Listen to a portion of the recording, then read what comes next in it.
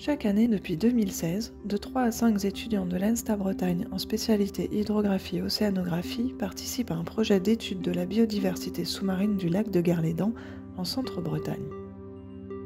L'objectif est d'analyser la faune et la flore sous-marine par acoustique en utilisant du matériel professionnel, notamment les sondeurs monofaisceaux halieutiques et des méthodes et logiciels scientifiques actuels. Irène Maupin, créatrice et encadrante du projet, propose chaque année une spécificité permettant aux étudiants de découvrir la recherche et de nouveaux domaines scientifiques. De 2016 à 2020, les étudiants ont pu par exemple effectuer et analyser des prélèvements biologiques sur le lac ou mesurer les paramètres physico-chimiques de la colonne d'eau pour ensuite comparer les résultats aux résultats acoustiques. En 2021, la spécificité était la sonification, c'est-à-dire l'écoute des données par l'oreille humaine.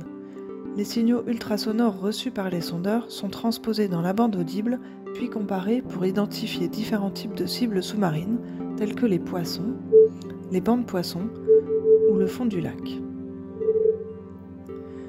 En plus de l'étude scientifique, l'innovation était cette année d'ajouter un aspect artistique au projet. Les étudiants avaient pour but de créer une pièce musicale à partir des données acquises sur le lac, en se fondant sur les résultats obtenus par les méthodes scientifiques. Pour les poissons, j'ai créé un petit algorithme qui reconnaît leur position et l'intensité reçue. Et cet algorithme, il traduisait donc la position des poissons et leur puissance en un son qui différenciait les poissons selon leur profondeur. La création sonore a été diffusée au grand public lors du festival Arts et Sciences de Brest-Ressac pendant une semaine, conjointement avec la création des étudiants en images et son de l'Université de Bretagne occidentale. Puis on a rencontré beaucoup de gens, du coup, parce que vu qu'on est allé voir un peu le groupe de l'ISB, les étudiants de l'ISB, on a pu rencontrer les chercheurs de l'IRD qui leur ont fourni des données, on a pu rencontrer les gens du festival Ressac. On s'est rendu compte qu'il y avait quand même beaucoup de gens intéressés par ce projet, donc c'était assez porteur.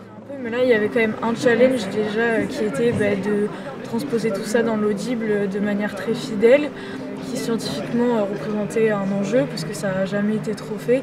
Et il y avait aussi le côté plaisant de pouvoir faire un peu d'artistique dans notre formation alors que normalement on n'en fait pas du tout, quoi. Le côté esthétique pourrait aussi aider le scientifique à avoir peut-être de nouvelles idées sur des méthodes de classification par exemple. De voir à quel point l'art peut aider la science et la science peut contribuer à l'art.